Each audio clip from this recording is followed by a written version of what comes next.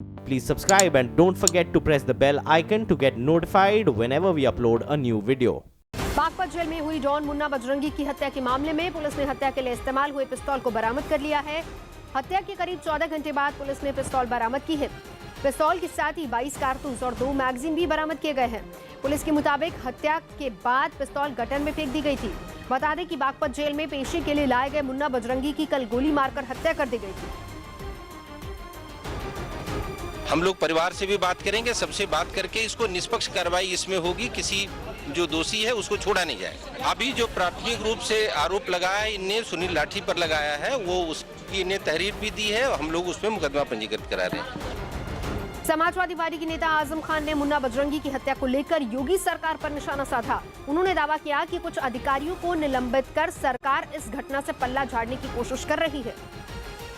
किसी अधिकारी को निलंबित कर देना सिर्फ जनता को धोखा देना है, तो ये किसी को सस्पेंड करना ये सजा है ही नहीं,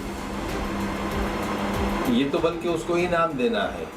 अब ये तो भाई मुखिया बताएंगे, मैं थोड़ी बताऊंगा। तो मतलब एक दिन पहले आ गया तो मैं कौन हूँ बताने वाला? कह तो रहे हैं कि भाई रूल ऑफ लॉ खत्म हो गया है, एनआरकी है एनआरकी। कांग्रेस सांसद अहमद पटेल को सुप्रीम कोर्ट से राहत मिल गई। सुप्रीम कोर्ट ने राज्यसभा सांसद अहमद पटेल की जीत को चुनौती देने को लेकर गुजरात हाईकोर्ट में चल रहे एक मामले की सुनवाई पर रोक लगा दी। यूपी के बरेली में अवैध संबंधों के आरोप में एक महिला और उसके बच्चे का मुंह काला कर दिया गया। मध्य प्रदेश के बैतूल में एक महिला ने 4 लोगों पर बंधक बनाकर गैंगरेप करने का आरोप लगाया। अयोध्या में जल्द से जल्द राम मंदिर बनवाने के लिए इटली और कनाडा समेत कई देशों से भारत पहुंचा 150 लोगों का एक प्रतिनिधिमंडल बुधवार को यूपी के मुख्यमंत्री योगी आदित्यनाथ को एक ज्ञापन देगा।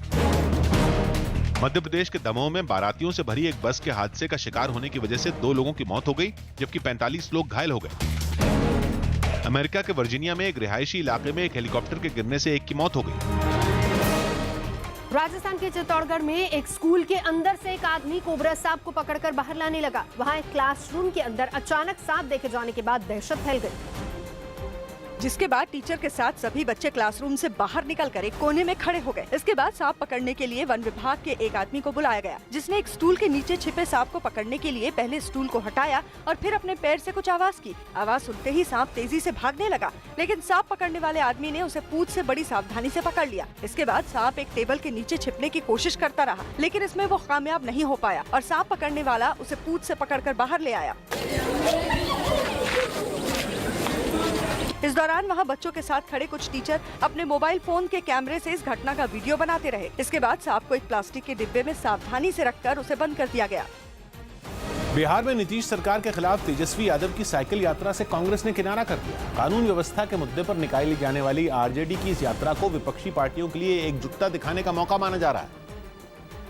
लेकिन तेजस्वी की यात्रा की अभी तारीख भी तय नहीं हुई कि कांग्रेस ने साथ चलने से इनकार कर दिया। आरजेडी का अपना प्रोग्राम है, अपनी पार्टी है, अपनी नीति है। साइकिल यात्रा उनकी अपनी यात्रा है, इस संबंध में उनसे हमारी कोई बात नहीं हुई है। सूत्रों के मुताबिक महागठबंधन में शामिल आरजेडी और कांग्रेस के बीच हाल के दिनों में तल्खी बढ़ी है और यही वजह है कि तेजस्वी की ओर से न्योता दिए जाने के बावजूद कांग्रेस ने आरजेडी की यात्रा से दूर रहने का फैसला किया। तेजस्वी के लिए राहत की बात इतनी है कि समाजवादी पार्टी साइकिल यात्रा में शामिल होने को तैयार दिखी। साइकिल यात्रा में अगर हम लोगों को आमंत्रित किया जाता है तो निश्चित रूप से हम सभी लोग उसमें भागीदारी अपना सुनिश्चित करेंगे और व्यापक रूप से करेंगे। उधर चर्चा है कि कांग्रेस की नाराजगी और घर के झगड़े में आरजेडी की यात्रा उलझ गई है और इसीलिए उसकी तारीख और कार्यक्रम का ऐलान नहीं हो रहा।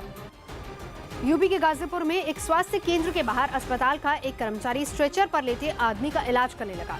आरोप है कि जख्मी आदमी का स्वास्थ्य केंद्र के सामने ही खुले मैदान में इलाज किया गया, जिससे जुड़ा एक वीडियो सोशल मीडिया पर वायरल हो गया, जिसमें एक जख्मी आदमी स्ट्रेचर पर लेटा दिखा, जिसके शरीर से खून बहता हुआ साफ दिखाई दिया। तभी वहां मौजूद स्वास्थ्य कर्मचारी उस जख्मी आदमी का इलाज करने लगा।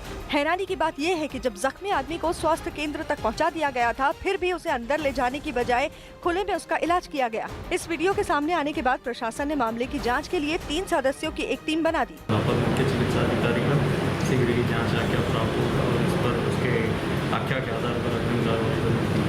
बताया जा रहा है कि ये आदमी ट्रेन से कहीं जा रहा था, लेकिन अचानक हादसे का शिकार हो गया, जिससे उसे गंभीर चोटें आईं। बिहार के गया में रेलवे ट्रैक पर लेटे एक बुजुर्ग के ऊपर से ट्रेन गुजरने लगी। बताया गया कि रेलवे ट्रैक पार करते समय बुजुर्ग वहीं गिर गए, जिससे उनके सिर पर चोट आ गई। और ठीक उसी समय एक मालगाड़ी उसी ट्रैक पर आती दिखी, जिसे वहां से गुजर रहे कुछ लोगों ने देख लिया और बुजुर्ग को वहीं लेटे रहने का इशारा कर दिया। इस दौरान अपनी सांसों को थामे आदमी वहीं लेटा रहा और ट्रेन उसके ऊपर से गुजरती रही। इस बीच लोग सूझबूझ से काम लेते रहे और बुजुर्ग को थोड़ी देर और लेटे रहने का दिलासा देते रहे। ट्रेन के गुजरने के बाद लोगों ने उसे उठाकर अस्पताल में भर्ती करवा दिया। बिहार के भागलपुर में एक मशीन एक टूटे हुए इमारत के मलबे को वहां से हटाने लगी। बताया जा रहा है कि मैरिज हॉल में रखे सिलेंडर में विस्फोट हो गया, जिसमें 2 लोगों की मौत हो गई और 12 लोग घायल हो गए। जिसके बाद मलबे में दबे लोगों को निकालने के लिए मशीन से मलबा हटाया जाने लगा। जानकारी के मुताबिक मैरिज हॉल में शादी होने वाली थी, जिसकी तैयारियां चल रही थी। तभी वहां रखे गैस सिलेंडर में अचानक विस्फोट हो गया। विस्फोट की वजह से मैरिज हॉल का एक हिस्सा और उससे लगा दूसरा मकान मलबे में तब्दील हो गया, जिसमें कई लोग दब गए। हादसे में घायल हुए लोगों को पास के अस्पताल पहुँचाया गया। लड़का मिल के तो उठा के अपने कहाँ हम लोग 4 से 5 आदमी को उठा के सब लोड करके टेम्पो में उसको भेज दिया। दावा किया गया कि मैरिज हॉल में एक गैस एजेंसी भी चलाई जा रही थी, जिसने लोगों की जान खतरे में डाल दी। वहीं हादसे के बाद शादी की खुशियां मातम में बदल गईं। वायु प्रदूषण के साथ अब ध्वनि प्रदूषण पर रोक लगाने की तैयारी भी शुरू हो गई है। केंद्र सरकार ने हवाई अड्डों के लिए कुछ खास दिशा निर्देश बनाए हैं, जो पूरे देश में लागू होंगे, जिनके मुताबिक साल में 50,000 से ज्यादा विमानों की आवाजाही वाले एयरपोर्ट पर सुबह 6 बजे से रात के 10 बजे के बीच 75 डेसिबल से ज्यादा शोर नहीं हो सकता। ऐसे एयरपोर्ट पर रात के वक्त यानी रात के 10 बजे से सुबह के 6 बजे के बीच विमानों से होने वाला शोर 65 डेसिबल से ज्यादा नहीं हो सकता।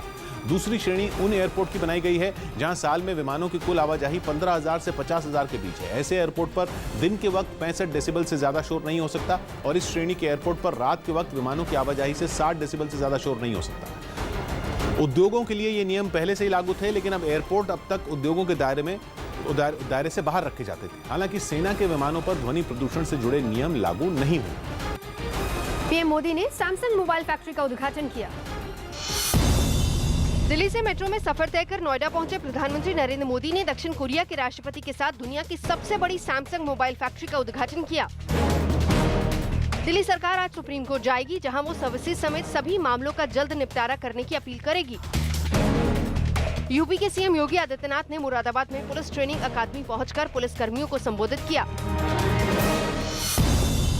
यूपी के कानपुर में पैसे मांगने पर 3 बदमाशों ने एक दुकानदार की जमकर पिटाई कर दी, जिसका वहां मौजूद एक लड़के ने वीडियो बना लिया। यूपी में हापुड़ के हाफिजपुर इलाके में घर लौट रही एक 10 साल की बच्ची की गैंगरेप का आरोप गाँव के ही 2 लड़कों पर लगा है। बेंगलुरु में 2 लड़कों ने क्रिकेट ट्रेनिंग कैंप में जाने और क्रिकेट किट खरीदने के लिए चेन स्नैचिंग शुरू कर दिया था। दिल्ली के निर्भया गैंगरेप मामले में दोषियों की फांसी की सजा को बरकरार रखते हुए सुप्रीम कोर्ट ने उनकी पुनर्विचार याचिका को खारिज कर दिया। सुप्रीम कोर्ट के इस फैसले का सभी दलों ने स्वागत किया, जबकि केंद्र सरकार ने दोषियों को फांसी की सजा बरकरार रहने पर इसे न्याय की जीत करार दिया। जो क्राइम करने वाले लोग हैं उनके लिए बहुत बड़ा लेसन है, तो मैं बहुत इस बात के लिए और आम जनता जो है इस जजमेंट का स्वागत किया। कांग्रेस ने दावा किया कि निर्भया गैंगरेप मामले में कोर्ट के फैसले से समाज में सख्त संदेश जाएगा। उनको ये कड़ा मैसेज जाएगा, संदेश जाएगा कि कोई भी ऐसा अपराध जो ये करते हैं वो कानून के दायरे में आता है और कानून उसकी सख्त से सख्त कार्रवाई करेगी। आम आदमी पार्टी ने भी सुप्रीम कोर्ट के फैसले की तारीफ की और दोषियों की फांसी की सजा को सही ठहराया। दिल्ली महिला आयोग के अध्यक्ष स्वाति मालीवाल ने भी अदालत के फैसले पर प्रतिक्रिया दी और बलात्कार के सभी मामलों में दोषियों के लिए फांसी की सजा की मांग कर दी। प्रधानमंत्री जी से ये भी रिक्वेस्ट करूंगी कि 6 महीने के अंदर अंदर उन पापियों को फांसी की सजा दीजिए। केंद्रीय मंत्री मेनका गांधी ने भी सुप्रीम कोर्ट के फैसले का स्वागत किया। I am satisfied that the Honorable Supreme Court today upheld the death sentence for the Nirbhaya gang rape murder convicts. महिला सुरक्षा की मांग लेकर संघर्ष कर रहे कई सामाजिक संगठनों ने भी अदालत के फैसले पर खुशी जताई। दिल्ली के सराय रोहिला में एक चोर ने चोरी के दौरान एक बुजुर्ग महिला को धक्का दे दिया, जिससे उनकी मौत हो गई। परिवार के मुताबिक चोर कल शाम को चोरी के इरादे से घर में घुसा था, लेकिन वो चोरी को अंजाम दे पाता इससे पहले ही घर की मालकिन गायत्री और उनकी बेटी ने उसे पकड़ लिया। दोनों चोर को पकड़कर बाहर भीड़ के पास ले जाने लगी, तभी आरोपी ने 65 साल की गायत्री को धक्का दे दिया। चोट लगने की वजह से गायत्री बेहोश हो गई। बाद में अस्पताल में उन्हें मृत घोषित कर दिया गया। हालांकि लोगों ने भाग रहे आरोपी को पकड़कर पुलिस के हवाले कर दिया। घर पे एक चोर घुस गया था, उनकी लड़की आई वहाँ से, वो यहाँ आंटी जी रहती हैं, यहाँ चाय की दुकान करती हैं, तो उनको बताने आई मम्मी घर में कोई घुस गया है।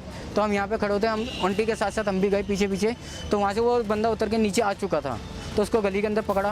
तो आंटी ने पकड़ा? हाँ, आंटी ने पकड़ा, मैंने भी पकड़ा उसके साथ साथ, आंटी के साथ साथ। तो हम वहाँ से लेके आने लगे तो उस आंटी एकदम नीचे गिर गई। वो उनकी चोर ने धक्का दिया? हाँ जी।